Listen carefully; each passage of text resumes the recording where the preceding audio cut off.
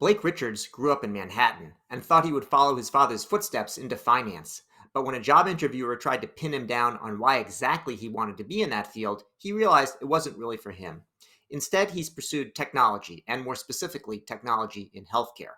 After spending time at Epic and Deloitte, he became CEO of Elucid, a non-invasive cardiac imaging company that competes against HeartFlow. But it goes beyond by quantifying plaque based on histopathology. It's an FDA-cleared tool that helps avoid invasive cath lab procedures and helps physicians identify patients who need more aggressive treatments. I'm David Williams, host of the HealthBiz podcast and president of Health Business Group, a strategy consulting firm that helps companies like Elucid develop robust growth plans. Reach out to me, dwilliams@healthbusinessgroup.com, if you'd like to discuss strategy for your organization. And while you're at it, make sure to subscribe to the HealthBiz podcast. Thank you.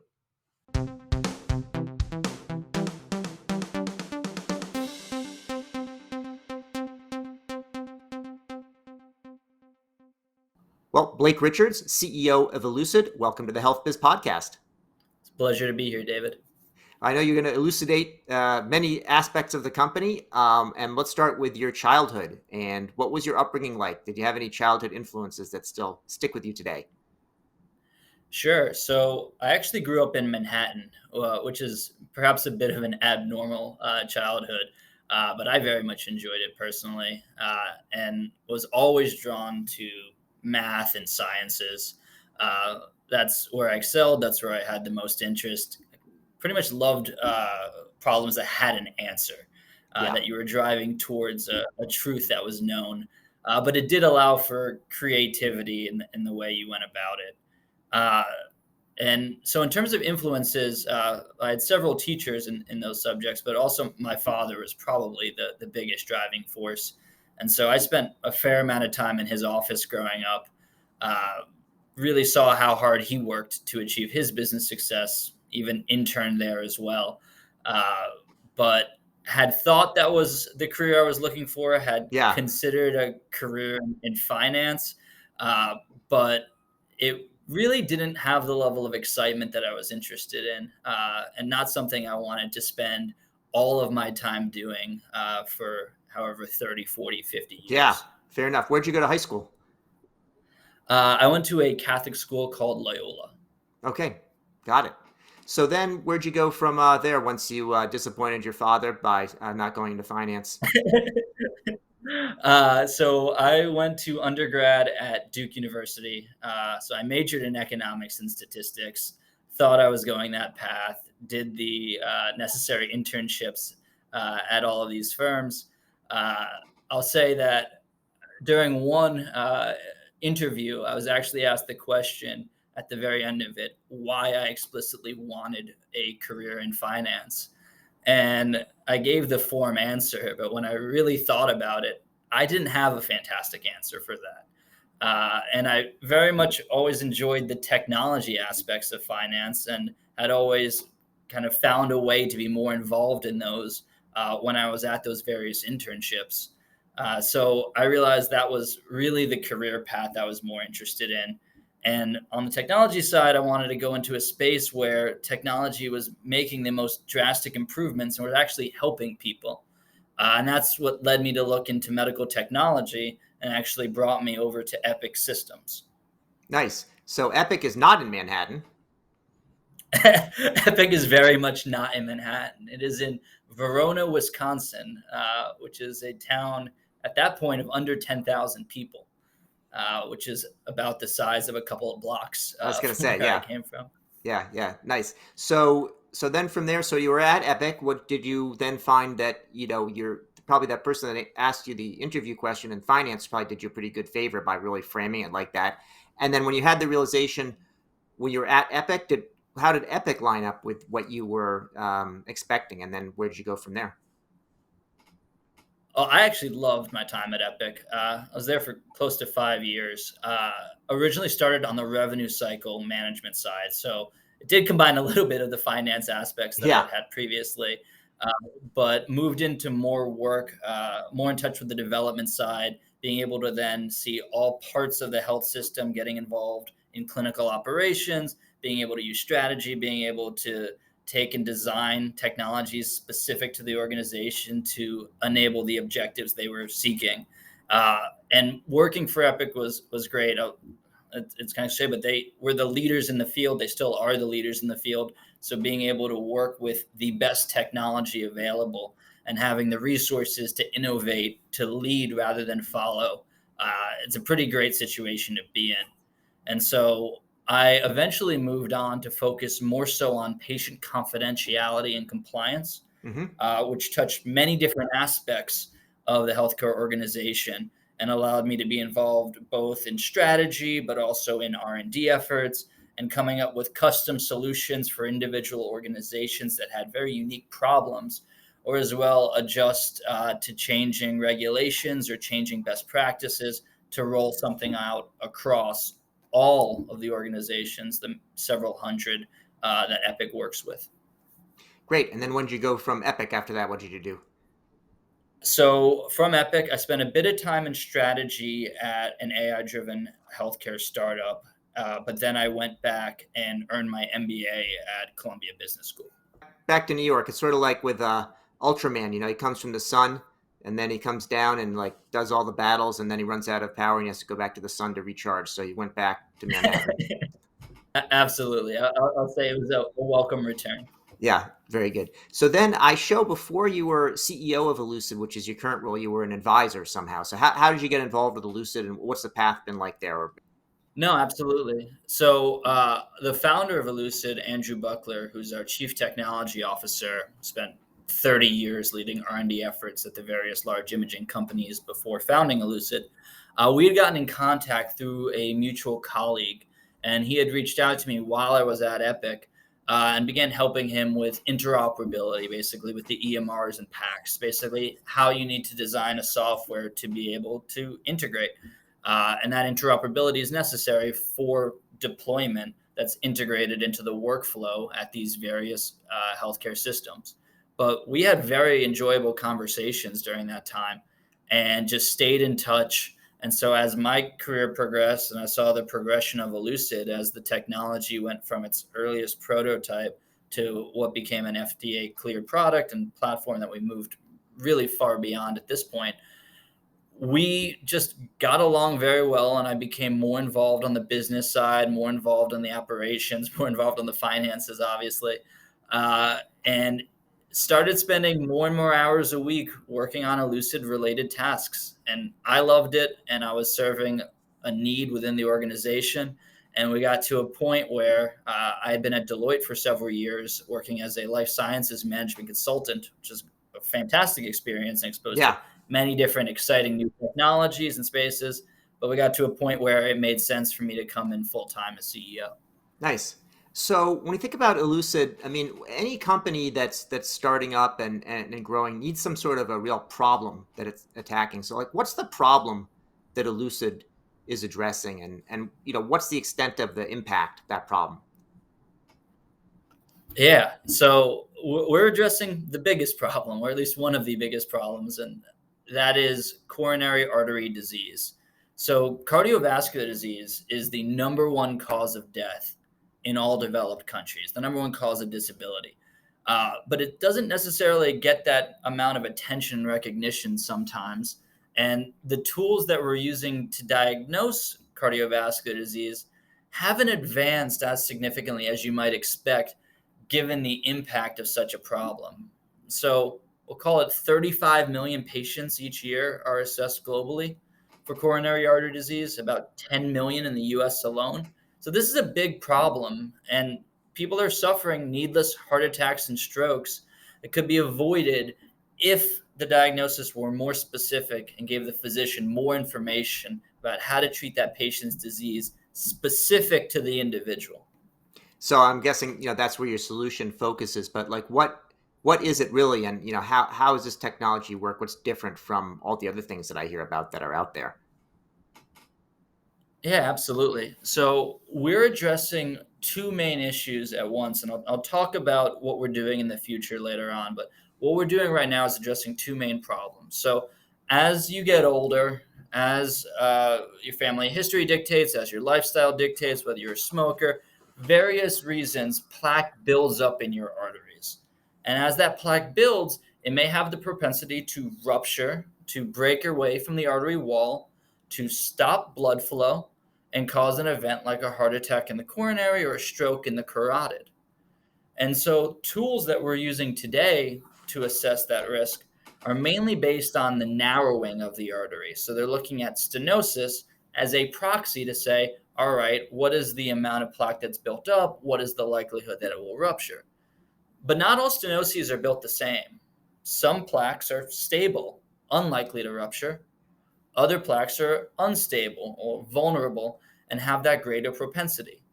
And that really depends on the plaque type. What we've developed is the only FDA cleared software that is able to characterize plaque as though it were being looked at by a pathologist under microscope.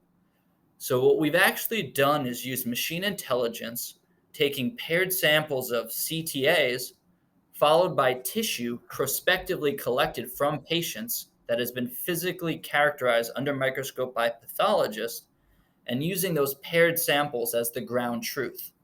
So, what we can do now is take in a new CTA, run it through these virtual tissue models, and rather than looking at just Hounsfield units, which are the black and white indications of density, but using intelligent characterization, tell you what tissue types you have. So, how much lipid rich necrotic core, how much intraplaque hemorrhage, how much calcification. And through this information, we give physicians a better understanding of what that likelihood of a plaque rupture is so they can make care decisions more specific to the patient. On top of that, we're also measuring flow limitation. And so this is the standard of care known as FFR. It's a measurement of ischemia that's measured in the cath lab. And typically you send a patient to the cath lab for an invasive coronary angiogram. And what they're doing is measuring that flow limitation, which is the pressure differential across the stenosed region. Basically, they're using a guide wire and they're measuring that flow limitation. And based upon that, they determine whether or not to revascularize, typically a stent. Problem is, over half those trips to the cath lab don't result in revascularization. So it's an unnecessary trip for patient, provider, and it's a suboptimal use of cath lab time. By measuring this non-invasively, we can avoid those millions of unnecessary trips to the cath lab and inform a patient from one analysis, what's their likelihood of event, is the appropriate treatment path to go to the cath lab, or should this patient potentially be put on a more intensive therapeutic regimen? So it sounds like, this advanced imaging that's non-invasive, that's typically done, it's, looks cool and it provides some information, but it's sort of a proxy or an assumption about what's going on functionally based on one measure. And then, although you can do the same sort of measurement if you take somebody to an invasive procedure, in other words, a cath lab, a lot of times that's not necessary. If it were always going to be necessary, it would be nothing special to be able to do it non-invasively, because you have to do an invasive procedure anyway if you're gonna revascularize. But there's a lot of people that are going unnecessarily, and it's expensive, and it's bad use of cath lab time. It's also could be dangerous to the patient. You don't want to go to the cath lab if you don't. Have I understood correctly? Exactly. I'll add one thing on top of that, though, is there are patients that are in need of more intensive therapeutics or even potentially revascularization that aren't being sent to the cath lab because it's not perceived as high risk due to just the CT scan alone. So what we're able to do is not only reduce unnecessary procedures for those that don't require revascularization, but we're able to direct patients who are at higher risk to the appropriate intervention, be it more intensive therapeutics or be it that trip to the cath lab. Got it. So that's the vulnerable plaques that you referred to, that someone may look like they don't have that much in terms of a blockage, but what they do have could actually be vulnerable, and it could detach and they could have a heart attack or a stroke. Correct. So it could be flow limiting or it could be unstable, and the physician will choose the treatment pathway based on the outcome, understanding the vulnerability of the plaque, but as well understanding the flow limitation. And we believe those two measures together are ultimately necessary to decide which course of treatment is best for each patient. Great. So You're not the only one probably to have made this realization. And although the founder was working on it for 3 decades, there's at least one well-established competitor that does something similar to what you're describing. Are you just a kind of a me too with them, or is there something special that you offer in addition or above and beyond? What we're doing that's special, and we're the only ones doing this, is quantifying plaque validated against histopathology. And so let me explain what that actually means. I've talked about how we've developed our software, but let's look at how other people are actually quantifying plaque. What they're doing is looking at the Hounsfield units. So you may see this in a CT scan, the relative lightness or darkness of the image, and they're using that as a proxy to try to estimate which plaque types are stable versus unstable. And so they characterize plaque as low attenuation plaque or non-calcified plaque or calcified plaque. But these are measurements that only exist in imaging. They don't exist in biology. Their truth standard is a human eye versus our truth standard, which is actual tissue. And so what's interesting to note, though, is the tissue types that we're characterizing, lipid-rich necrotic core and intraplaque hemorrhage, they're heterogeneous in nature. What that means is they do not have a uniform density. So it's impossible to measure them using Hounsfield units because they fall into multiple different buckets that would be categorized there. So instead, tools that are looking at Hounsfield units are creating another proxy for estimating the tissue type. And it may be better than stenosis, but it doesn't get down to the actual biology, and there's no way to truly validate the accuracy. So on the FFR side, we are fast following a competitor. But on the plaque side, we are blazing the trail as we are the only ones that have done this. And trust me, it took a very, very long time to develop this technology, to protect it with the IP, to pull in all of these clinical specimens, and to even come up with tools for how to validate the accuracy. This was a lifelong project. So you mentioned, I think you mentioned that there's prospective samples that are taken and use that. Did I understand that right? That you have to take some sample from the patient, and that could have some downside depending on what you're doing. What's involved in that? Yeah, so these are patients that had a CTA scheduled, followed by a invasive surgical intervention in which we actually removed tissue. So this took several years and multiple sites for us to collect. Once that tissue is removed, it's basically cut up into slices and put on slides, and then looked at under microscope by 3 independent pathologists who go about characterizing the tissue according to their parameters and scales. Once that's occurred, we have to co-register it, so map it back to the image to where it actually came from on the patient. And so then what we're left with is a CT scan where we have the true tissue at each point along the vessel. That's the truth basis. And so this took many years, multiple grants from the NIH, a fair amount of investment. But we went through it successfully. We continue to build that database. We've prevailed with the FDA multiple times on our clearances and are continuing to advance it. But we're very proud of the sensitivity and specificity upon which we estimate these tissue types. Got it. So that's the validation, but for a clinical patient being treated now, they don't have to have a tissue sample taken. Is that right? Exactly. That hard work was put in ahead of time so that a new patient can come in, just take the image and run it through, and we characterize it as though we had the tissue sample. It's simply untenable to take tissue during clinical care. You'd potentially cause the stroke or heart attack you're trying to prevent. So we've enabled this for the first time, that you can achieve what a pathologist would do with the tissue, but from a non-invasive image. Great. Well, last question, and changing the subject, unless you're going to tell me that your favorite book is about tissue pathology. Any books that you're reading, not necessarily business or scientific books, and any books that you would recommend? Books I'd recommend. I was a little late to the game in reading Shoe Dog, but I very, very much enjoyed that. Just finished that recently. With the reduced flight travel time, I'll say my reading has decreased compared to where it used to be. But definitely recommend that. And then there's an older book that I love, which I'll just throw out here, called On Wings of Eagles, if you've ever read that, which is about a Ross Perot funded trip to try to take two jailed executives out of Iran Yeah. while the Shah was being overthrown. Similar to Argo, but a little bit more exciting. Yeah. No, that's good. Ross Perot is an interesting guy. And I had a road trip once. I took off a year and traveled all around. And my favorite sign that I saw was a bumper sticker and said "Ross for Boss." So I think he said he was going to get under the hood and get it all done. So no, that's a good book. I haven't read it, but I've heard of it. Good. Well, Very good. Blake Richards, CEO of Elucid, thank you very much for your time today and your insights on the HealthBiz podcast. It was a pleasure to speak with you. You've been listening to the HealthBiz podcast with me, David Williams, president of Health Business Group. I conduct in-depth interviews with leaders in healthcare business and policy.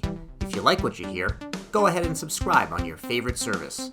While you're at it, go ahead and subscribe on your second and third favorite services as well. There's more good stuff to come, and you won't want to miss an episode.